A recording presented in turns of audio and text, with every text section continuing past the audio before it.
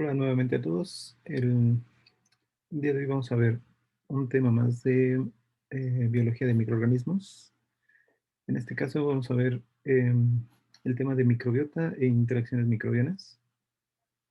Para ello, bueno, vamos a revisar algunos principios básicos de las interacciones microbianas.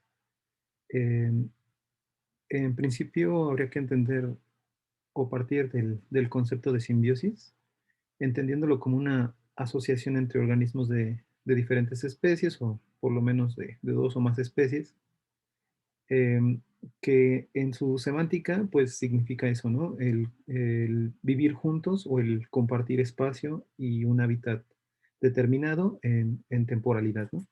Entonces eso es a lo que restringe básicamente la simbiosis, y derivado de la simbiosis, pues existen tipos de simbiosis, que son básicamente estas interacciones que vamos a estar revisando a lo largo del curso, eh, iniciando con el comensalismo, que es una asociación biológica entre dos o más especies, para un beneficio alimenticio, ¿no? En el cual pues una de ellas o las dos eh, pueden, pueden ser beneficiadas de esto, o no causando ningún tipo de afectaciones, ¿no? Entonces esto quiere decir que la prevalencia de estos organismos presentes en el medio puede coexistir de manera equilibrada sin tener ningún tipo de sin perjudicarse, y bueno, pues esto genera también una manutención en el sistema, ¿no?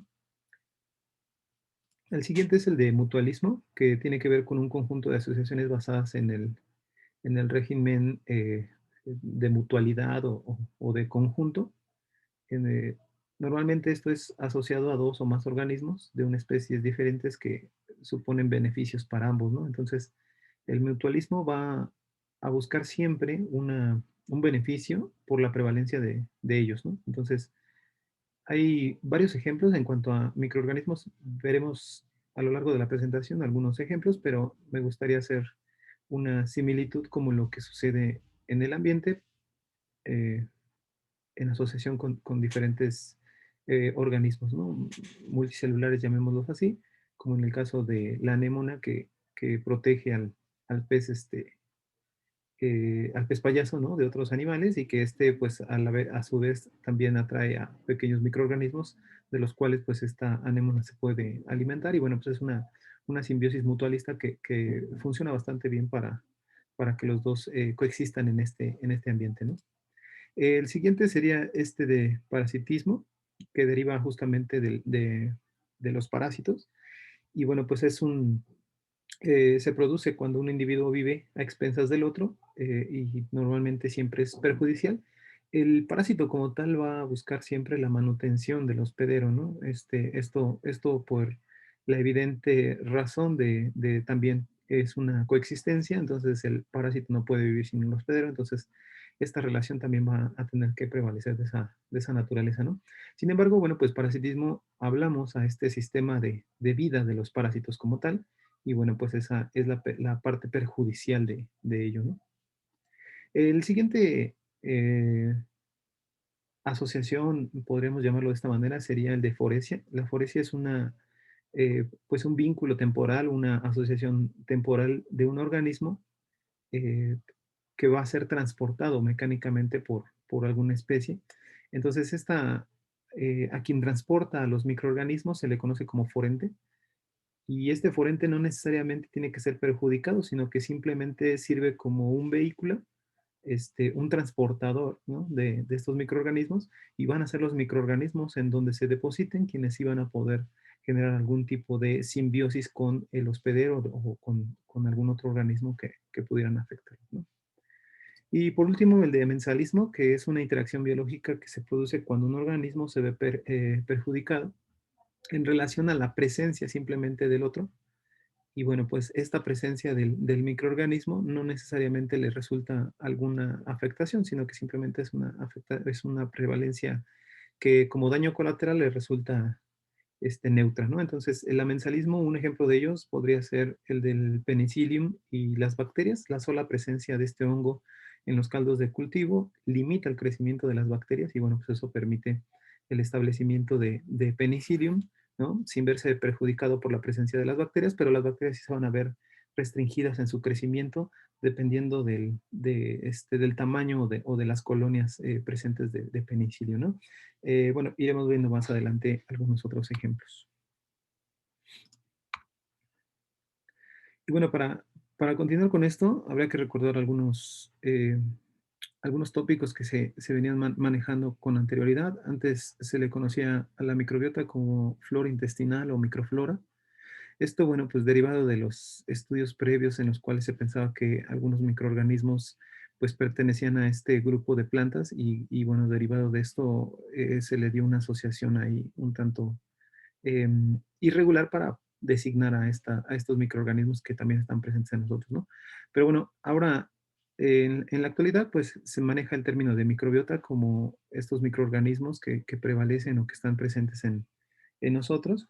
Y bueno, esto estaba restringido única y exclusivamente a las poblaciones de microorganismos que habitan en nuestros intestinos. Lo que se conoce actualmente es que pues no existe solo un tipo de microbiota, sino que hay microbiotas en diferentes secciones del sistema, de nuestro cuerpo, y entonces ahora se les conocen como microbiomas, ¿no?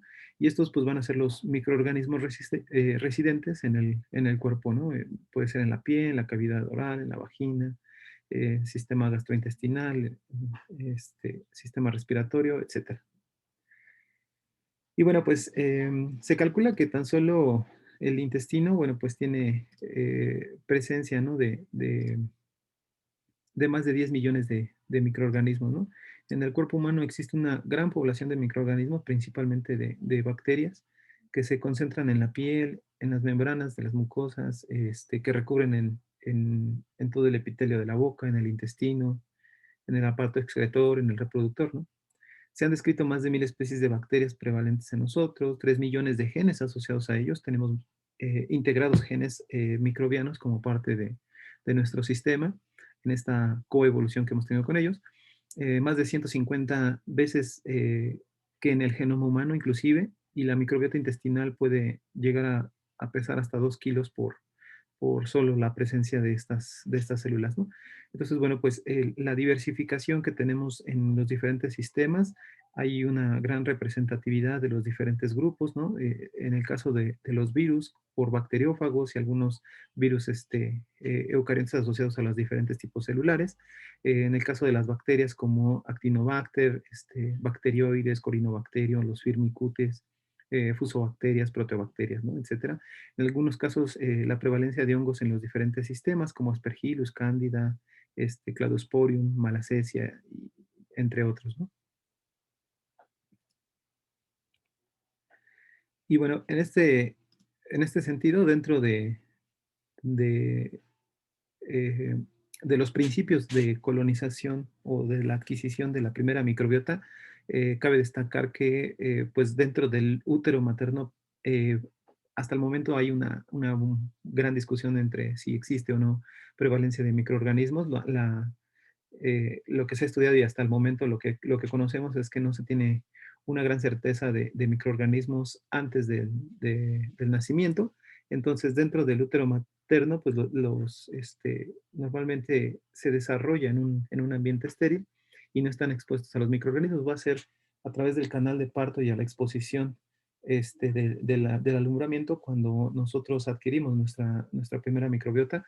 Hay estudios que se han realizado a los cuales pues se ha visto estas diferencias de la adquisición de la microbiota por las diferentes vías, ¿no? Podría ser por parto o por canal de parto, en donde cual nosotros adquirimos una gran cantidad de microorganismos en esta zona, principalmente de Escherichia coli, que bueno, va a ser una de las principales bacterias presentes en nosotros y van a ser de los primeros en colonizar este, eh, nuestra piel, nuestras mucosas, etcétera, ¿no?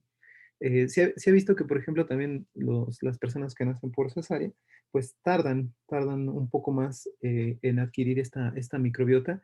Y bueno, algunos otros tipos de bacterias asociados al ambiente, como Staphylococcus aureus, son los primeros en llegar a colonizar, ¿no? Esta diferencia entre las microbiotas de la adquisición que nosotros tenemos al inicio de nuestra vida, bueno, pues va a determinar muchas cosas como qué tan eficientes somos para la maduración del sistema inmunológico o qué tan eficientes somos también para el consumo de algunos alimentos, ¿no? Entonces, es importante definir esta parte de la colonización como el punto en el cual los microorganismos identifican esta zona de recursos, tiene un punto de crecimiento por generar una relación simbiótica en estos sistemas y que existe señalización entre ellos o comunicación a nivel celular y bioquímico para poder sostener y mantenerse en estas zonas, ¿no? Y bueno, algunos otros conceptos que necesitamos también manejar es a quién llamamos nosotros al hospedador. Este sería en nosotros el organismo, ¿no? Que alberga un segundo organismo que bueno, puede o no generar algún daño, puede generar esta simbiosis que acabamos de revisar. También es llamado agente biológico y bueno, pues es un organismo capaz de prevalecer en este sentido o albergar a diferentes otros microorganismos, ¿no? El parásito, bueno, pues también es llamado agente biológico patógeno y bueno, pues es un organismo capaz de producir una enfermedad o un daño en la biología del hospedador. Eh, pues en este caso también tiene la capacidad de ser patógeno y un organismo patógeno como tal, pues va a tener como característica que produce daño o puede generar una enfermedad en su hospedero, ¿no? La patogenicidad, entendida como la parte de potencialidad que se tiene para poder causar este daño, ¿no? También varía con respecto a la resistencia y a la susceptibilidad del hospedador. Y bueno, pues esto le confiere una gama amplia de daño en el organismo, ¿no? Vamos a revisar también a los microorganismos oportunistas, que normalmente son microorganismos que de manera normal están residiendo en nosotros, pero que a los cambios o alteraciones, llámense ambientales, por inmunodepresión o supresión, o inclusive por la administración de medicamentos por tiempos prolongados, puede determinar un cambio en la fisiología, en el pH, en nosotros y esto provocar que algunos microorganismos que estaban presentes ahí de manera normal, entonces ahora empiecen a generar un daño o una patogenicidad pues bastante agresiva, ¿no? La cuantificación del grado de patogenicidad se le denomina virulencia y esta se puede expresar cuantitativamente como el número de células que provocarán una enfermedad en el individuo en un periodo de tiempo determinado, ¿no? Entonces, la virulencia no está determinada solamente a los virus, sino que también la virulencia, pues, es esta cuantificación que se tiene del daño, ¿no? De la patogenicidad de cada uno de los microorganismos y que para cada uno de los microorganismos también va a variar el tiempo, ¿no? Bueno, eh, y bueno, para definir un poco a lo que referimos con infección y enfermedad, nosotros nos referimos a la infección cuando nos referimos a cualquier situación en la cual un microorganismo se haya establecido y esté creciendo en un hospedador, causándole o no algún tipo de daño, ¿no? Entonces, aquí hay cierta similitud con el concepto de colonización. Cuando hablamos de colonización, ya dijimos que es la apropiación de estos recursos para una simbiosis que, bueno, pues puede generar un establecimiento, una manutención en ello, ¿no? Pero una infección hace referencia ya a una invasión, a una ruptura a veces del tejido y que en algún momento, bueno, podría estar causando este daño en el hospedador, ¿no? Y bueno, pues por enfermedad entendemos justamente esto, ¿no? Que es un daño a una lesión causada por el patógeno y que impide que este opere con normalidad, o sea que hay un desequilibrio de lo que nosotros conocemos como el estado de salud. Y bueno, pues esta es la parte de la definición, ¿no?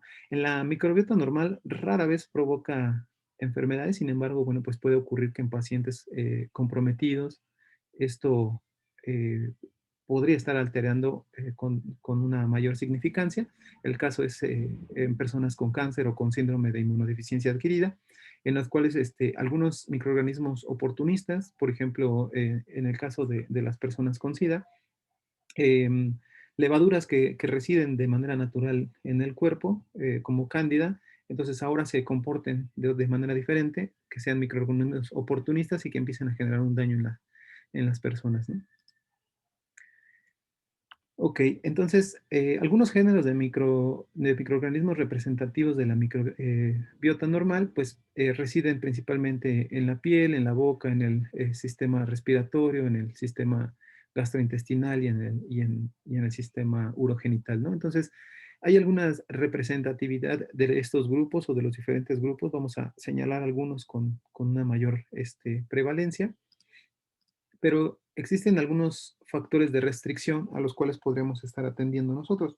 Uno de ellos es el del pH. Las condiciones de acidez determinan el crecimiento de la microbiota. En el caso de la piel, por ejemplo, estamos hablando de pHs entre 4 a 6 y que estos también determinan el establecimiento de ciertos grupos de microorganismos presentes en ello. Sin embargo, en el tracto gastrointestinal, nosotros estamos hablando que a partir de la ingesta llegando por esófago al estómago, tenemos pHs en condiciones bastante ácidas que corren de 1.5 a 2 en el estómago y que aún así en estas condiciones, pues el ácido clorhídrico juega un papel importante para hacer un cambio ambiental bastante fuerte para estos microorganismos, ¿no? Sin embargo, bueno, pues hay algunos grupos que pueden prevalecer en este sentido.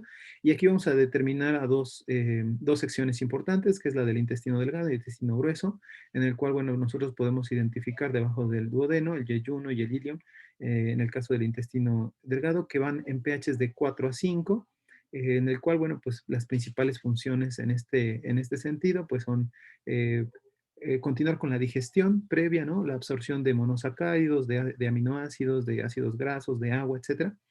Y que, bueno, por debajo de esto, la absorción de ácidos biliares, vitaminas y otros nutrientes, corre a través de pHs un poco más estables en el colon, cuando hablamos de pHs de 7 y que bueno, pues esto parece ser muy interesante desde el punto de vista que nosotros podemos observar una alcalinización del pH a través del tubo digestivo, ¿no? Entonces, eh, las cantidades de microbiota pues también van en proporción a la cantidad de pH.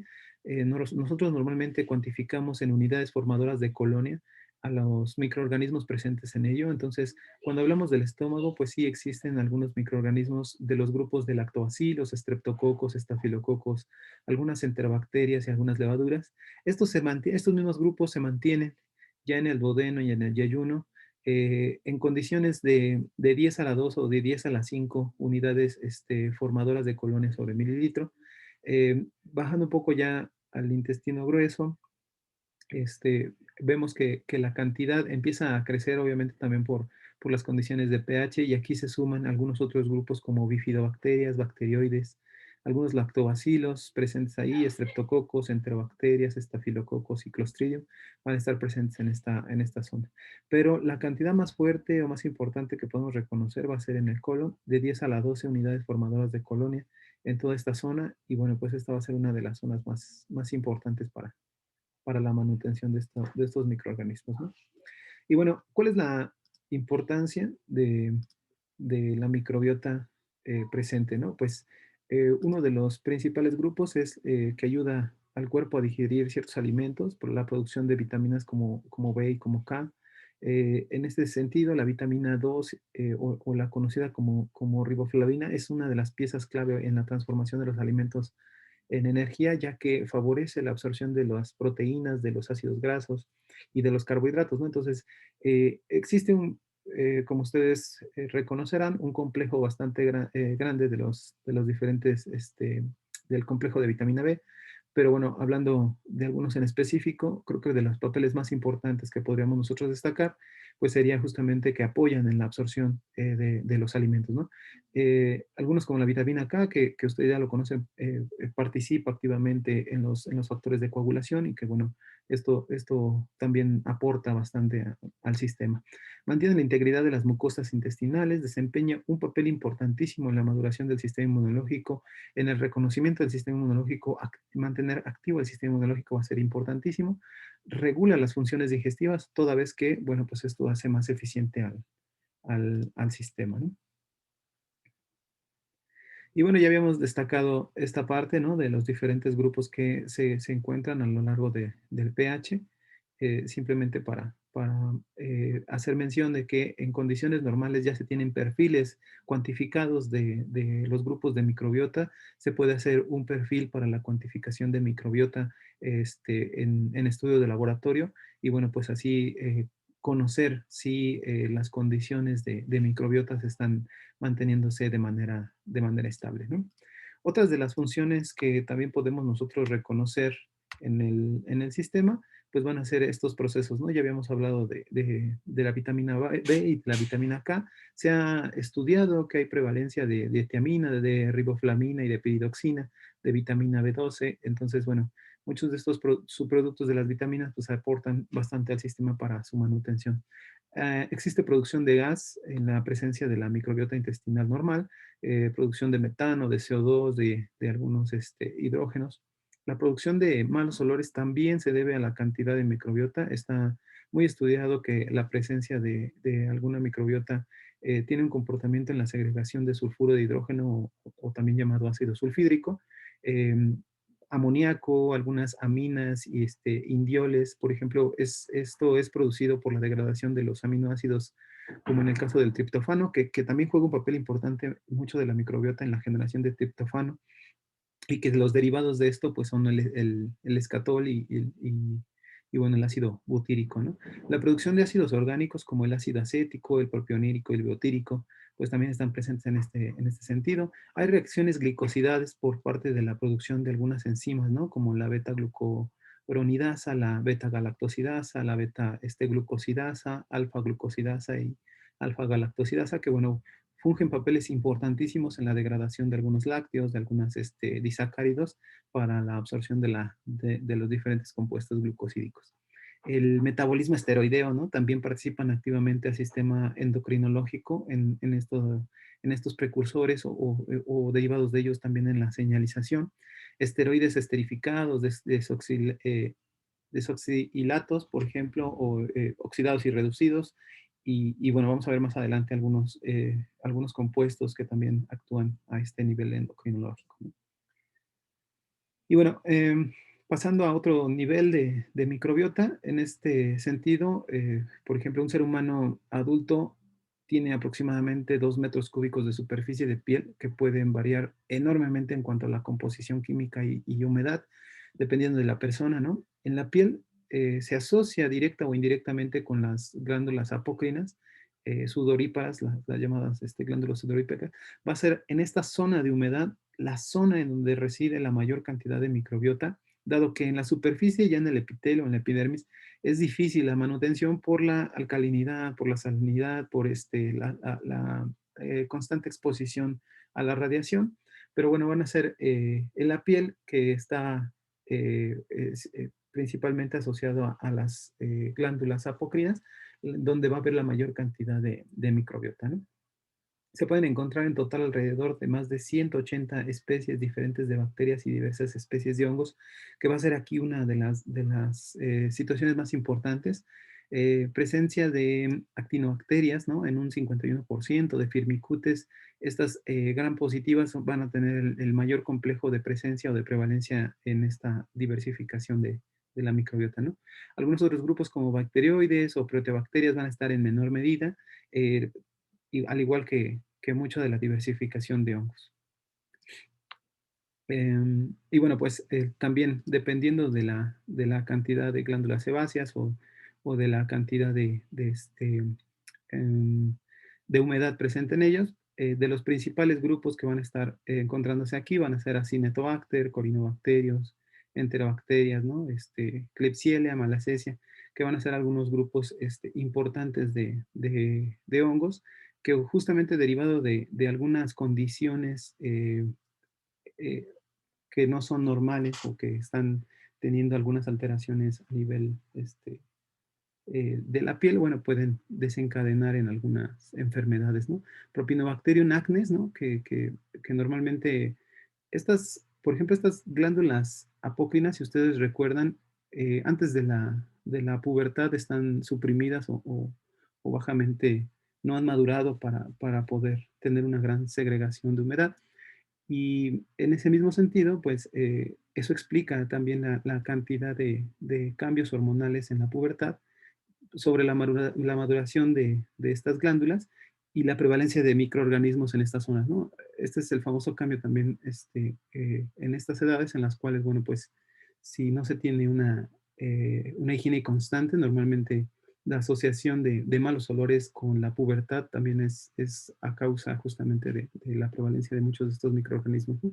Si a esto le sumamos bacterias como Propionibacterium acnes, ¿no? Que también provocan el acné recurrente por una mala higiene en la piel, pues esto también provoca que en zonas en las cuales tenemos una gran eh, exceso de ácido graso, bueno, pues puedan prevalecer en estas zonas, ¿no? Ok, la microbiota normal de la cavidad oral, ¿no? En la saliva contiene, por ejemplo, muchos nutrientes microbianos, pero no son suficientes como un reservorio estable, ¿no? Dado que, pues, estos nutrientes solo se hallan en concentraciones bajas y, por otra parte, existen algunas, tanto mecanismos que van a estar generando cierta fricción para la eliminación de ello, como algunas enzimas, son unas sustancias antibacterianas, ¿no? La boca, a pesar de tener una gran humedad, pues sí residen en ciertas zonas específicas que vamos a estar encontrando los microorganismos, ¿no? Algunas de estas sustancias que se segregan, por ejemplo, son las enzimas salivales, ¿no? Algunas lisosimas, por ejemplo, en el caso de las lisosimas, es una enzima que se excede en rompe enlaces glucosídicos de los peptidoglicanos que están presentes en las células de las bacterias y esto también limita un poco el crecimiento de las bacterias, ¿no? Em, Sin embargo, bueno, pues aquellos que sí pueden prevalecer en estas zonas o en la boca, pues eh, tiene que ver también con los periodos de edad, ¿no? Normalmente cuando nosotros somos lactantes o cuando estamos en una edad temprana, en la boca del bebé predominan principalmente bacterias anaerobias, ¿no? O aerotolerantes, que es también el término como se le conoce, principalmente de streptococos y lactobacilos por la prevalencia de esta fase lactante. Y bueno, pues algunos otros grupos anaerobios también pueden prevalecer, pero en números un poco más reducidos, ¿no?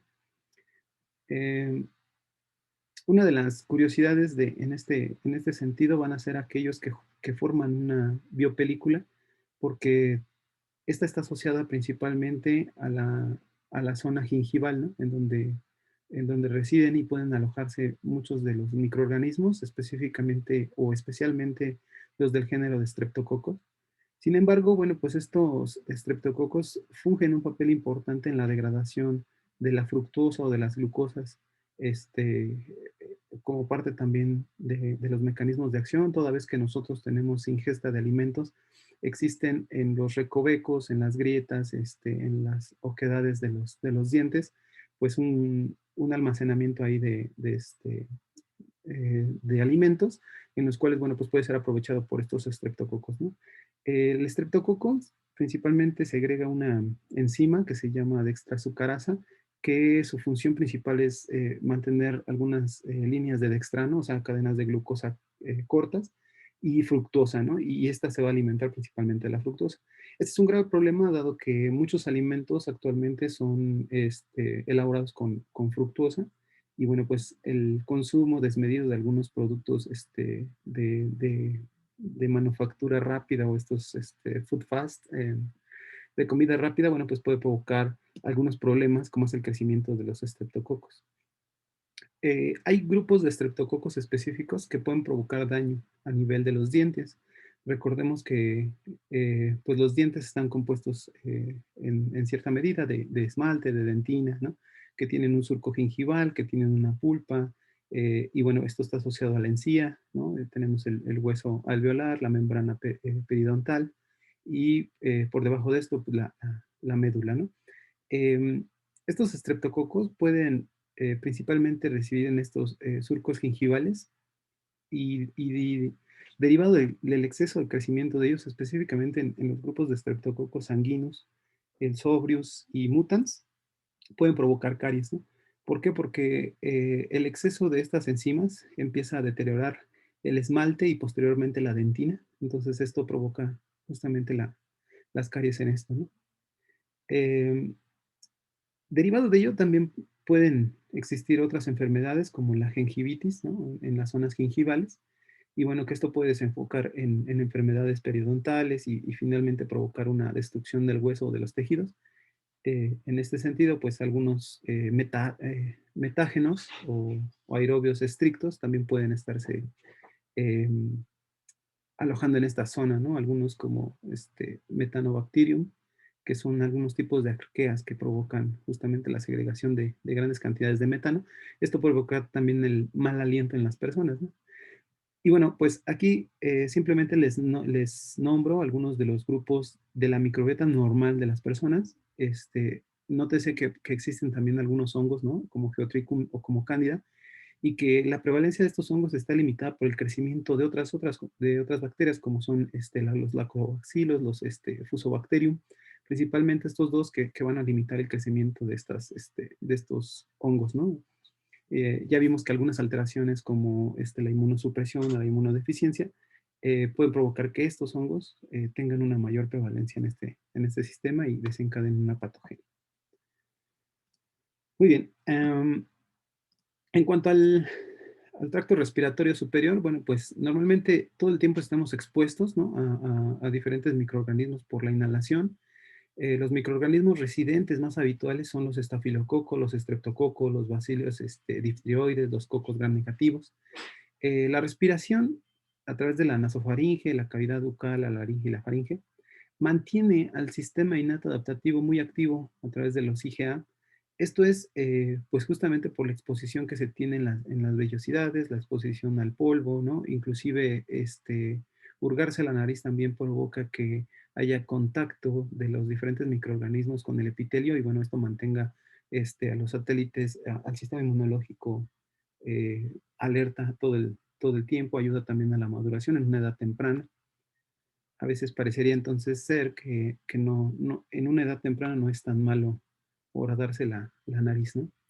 Muy bien, el tracto respiratorio inferior, bueno, pues aquí existe una menor cantidad de microbiota, de hecho, normalmente por los movimientos de las paredes de todo el tracto respiratorio están revestidas de este epitelio ciliado y los cilios normalmente baten en sentido ascendente, empujando a las bacterias y otras partículas, ¿no? Hacia el tracto respiratorio superior y estas pues finalmente son expelidas por la saliva o las secreciones nasales en formas de estornudo, en formas de tos, en formas de expectoraciones. Entonces, va a haber una menor cantidad en esta zona, pero bueno, pues puede también haber alguna residencia de estos microorganismos en el tracto respiratorio inferior, ¿no?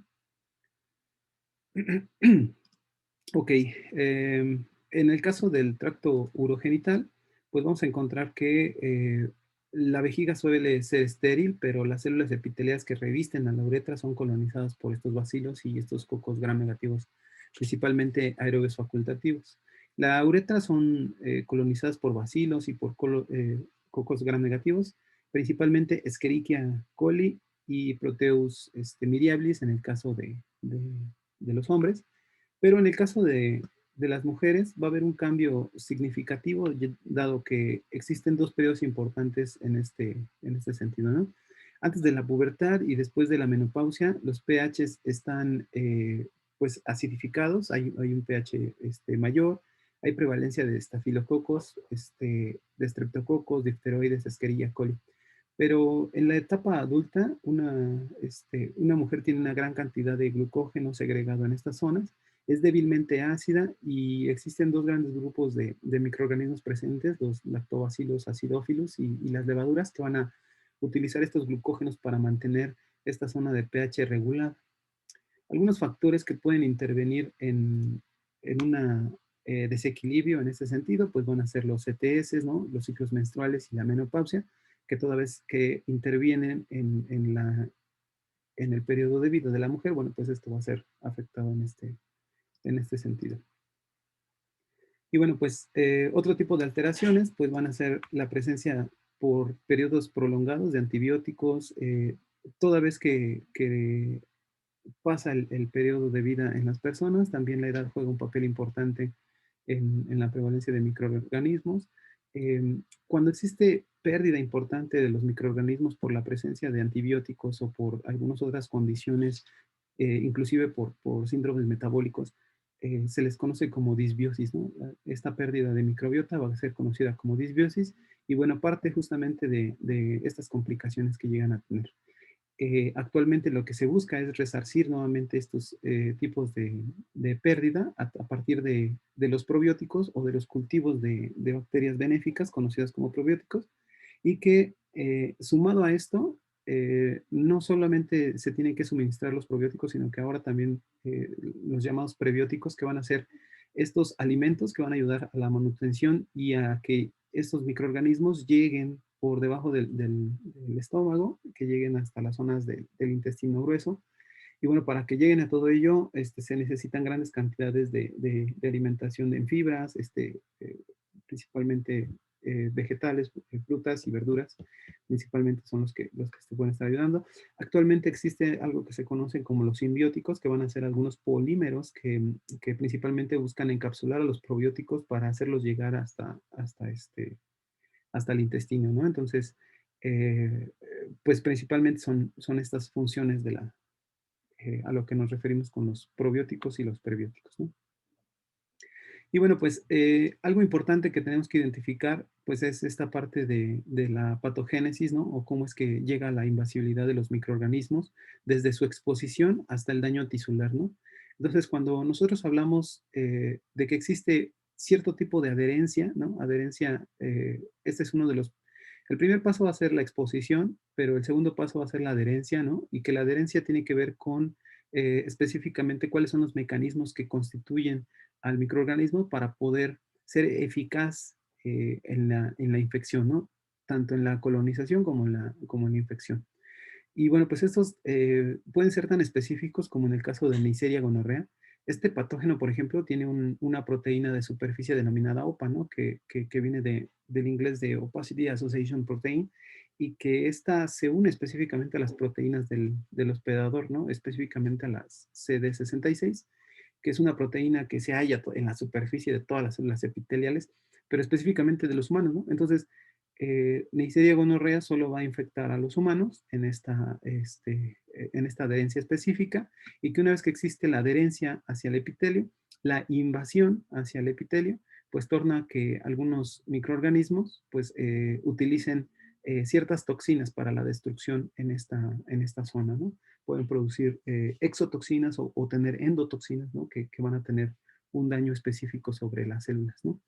A la infección la vamos a identificar en el establecimiento y el crecimiento, la colonización y el crecimiento de los microorganismos, ¿no? En el caso de este crecimiento puede derivar en dos principales casos, una la de toxicidad o la otra de invasibilidad, en el cual, bueno, pues los efectos de las toxinas pueden llegar inclusive a torrente sanguíneo y generar algún daño sistémico o ser focalizado, ¿no? Que el crecimiento solamente esté focalizado en alguna zona, y esto indudablemente pues va a generar el desarrollo en principio de daño tisular y en segundo de la enfermedad, ¿no? O de desencadenar la enfermedad. Pues muy bien, pues espero haya sido claro esta parte de la revisión de lo que es la microbiota. Simplemente mencionar para terminar, pues algunos estudios que se han hecho con relación a la microbiota y las diferentes enfermedades.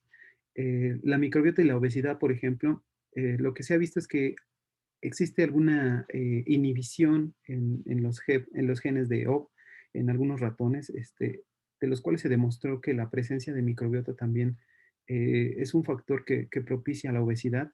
Y esto fue estudiado principalmente en estos ratoncitos conocidos como OBI, en los cuales tienen inactivado este gen que produce específicamente proteínas de lectina, la cual pues impide que estos ratoncitos tengan saciedad por la alimentación, entonces todo el tiempo están comiendo.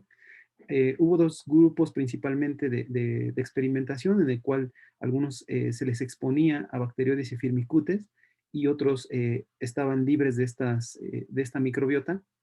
Lo que se veía es que pues aquellos que tenían inhibido este gen, pues seguían consumiendo alimentos de tal manera que caían en una obesidad mórbida, y aquellos que sí tenían presencia de Bacteroides y Firmicutes, bueno, pues su obesidad no era tan pronunciada, bueno, sí había una absorción integral de esto, y esto principalmente por enzimas que ayudaban justamente a la degradación de estos alimentos y hacían más eficiente la absorción de los mismos, ¿no? Se ha estudiado también los llamados ciclos circadianos, cómo es que afecta también la microbiota en las alteraciones de la estructura y la función de la microbiota intestinal, que bueno, pues son suficientes también para promover algunos síndromes como el síndrome metabólico, la inflamación o el cáncer, por ejemplo, ¿no? Entre los efectos, eh, o más bien los diferentes factores que propicia esto, pues puede ser el estilo de vida, ¿no? Asociado con el síndrome metabólico, la alteración del sistema circadiano, conocida como disritmia circadiana, es cada vez más común y se está estudiando con mayor prevalencia actualmente. La alteración de este sistema circadiano puede alterar inclusive a estas comunidades microbianas y que puede perturbar en el metabolismo del huésped. Em, pues puede hacer desvariación desde la homeostasis energética, algunas vías inflamatorias y puede conducir principalmente a lo que conocemos como el síndrome metabólico, ¿no? Bueno, pues se ha estudiado también algunos beneficios, ¿no? Que existen a través de la microbiota y la lactancia.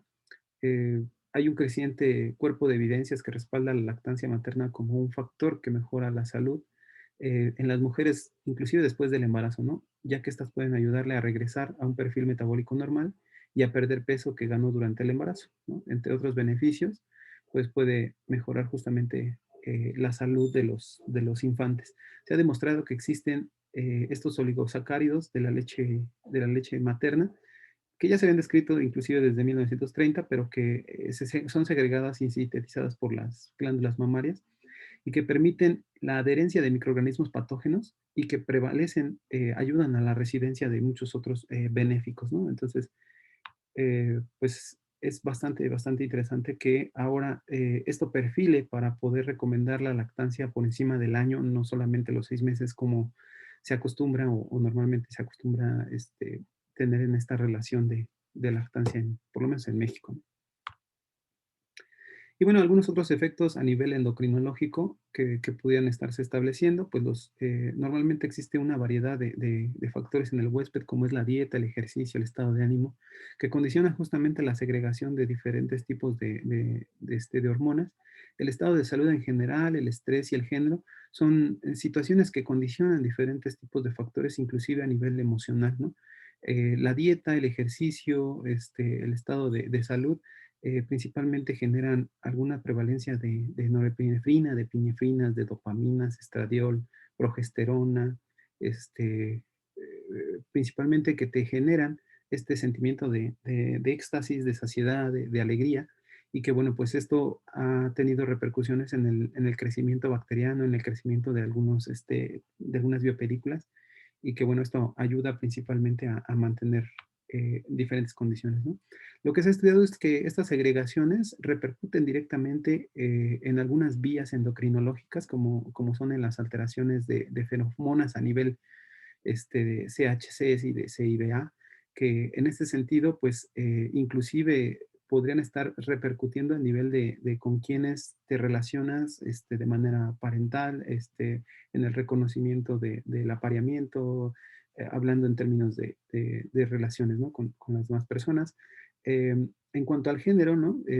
Alteraciones, por ejemplo, de andrógenos, de estrógenos y algunos niveles altos, pues podrían estar relacionando también cambios hormonales en las personas o estas desviaciones en los niveles hormonales que están prevalentes, ¿no?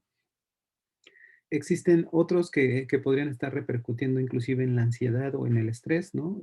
Como la represión a corticosteroles, producción de serotoninas, de dopaminas, de norepinefrinas. Em, Alteraciones en el metabolismo, pérdida de apetito o inclusive niveles altos de apetito dependiendo de la supresión de la alteración en la leptina, ¿no? O de la grelina. Estos estos niveles metabólicos que son conocidos como yoyos, ¿no? En cuanto al nivel de leptina que provoca saciedad o de grelina que provoca hambre. Entonces, alteraciones que repercuten directamente de la microbiota, pues afectan de manera directa al organismo, ¿no? Entonces, pues todo esto se ha estudiado actualmente de la microbiota. Es una área de oportunidad pues bastante interesante que podríamos estar revisando a mayor detalle en las clases, ¿no? Bueno, de mi parte es todo. Agradezco su tiempo y pueden consultar esta presentación en la dirección web. Hasta luego.